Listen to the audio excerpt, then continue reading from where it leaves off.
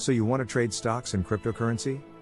First, you should get some basic knowledge before you begin, so here are several tips to keep you in the green. Number 1, make a plan. What are you looking to gain from day trade? Why not invest long term? Are you looking to quit your job and trade full time? You want to earn extra $100 a month? How much money will you be starting with? Can you add more money weekly or monthly?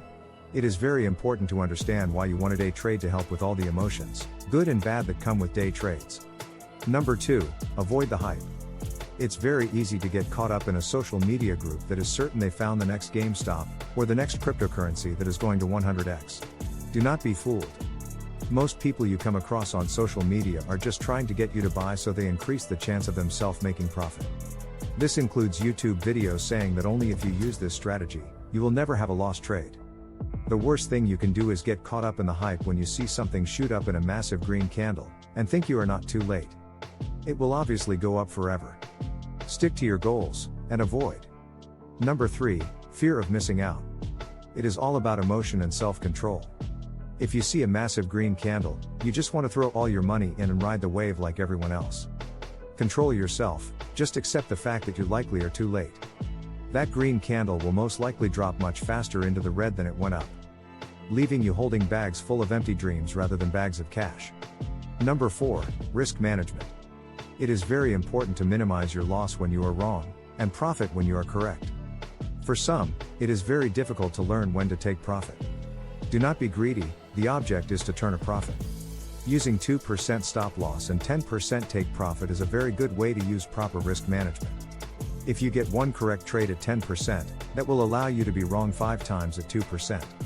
You can still learn to let winners win. What does this mean? If you have a stock that is up several percent, and the price drops back lower but does not continue to drop, the stock is likely building a support zone. You can move your stop loss into the profit zone, just below the support zone. This will allow you to have a winning trade no matter what, free money.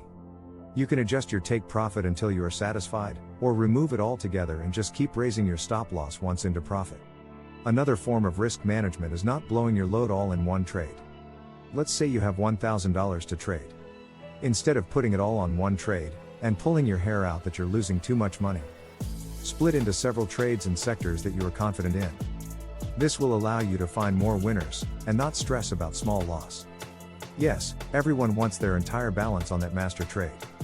But let's be honest, what are the odds?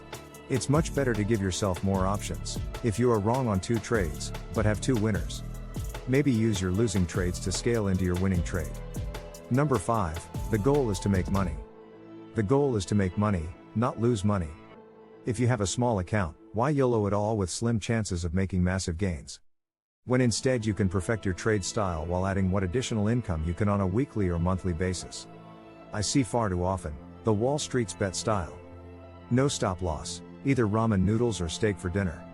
It does not need to be this way. Let's take an example. If you YOLO $500, you could either make a nice big gain, or you could end up with nothing. It's a flip of a coin. Chances are you will be worse off than where you started.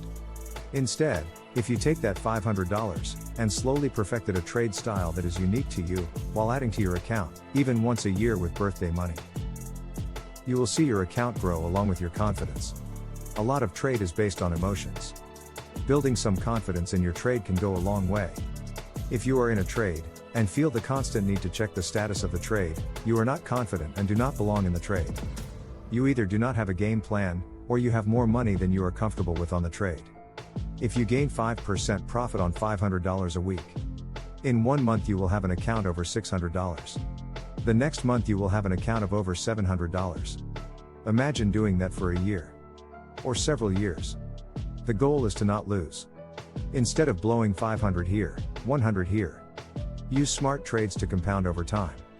Number 6, it is real money.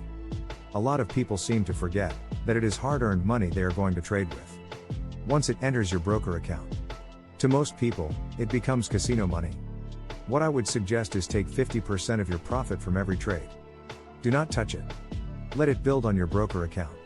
At the end of every month, send it to a savings account. At the end of the year, hopefully you have a decent amount of profit. Use this money to pay any taxes you may owe. With the rest, treat yourself to something you have been working for.